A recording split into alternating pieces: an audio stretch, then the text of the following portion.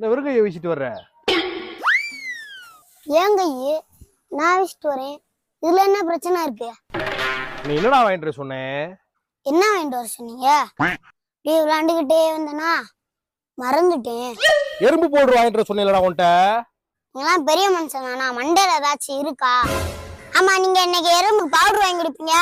ஆனா நாளைக்கு தாய்க்கிழமை மாதிரி அதே ஷோக்குல மஸ்காரா கேக்கும், லிப்ட் கேக்கும், கண்மை கேக்கும், ஐலைனர் கேக்கும், ஃபவுண்டேஷன் கேக்கும், அதுவும் இல்லாம ஃபுல் மேக்கப் செட்டே கேக்கும். அப்புறம் மந்த்லி ஒன்ஸ் பார்லர் போய் மெடிக்கூர் கேக்கும், பெடிக்கூர் கேக்கும், த்ரெட்டிங் கேக்கும், அது உங்களை த்ரெட் பண்ணி கேக்கும்.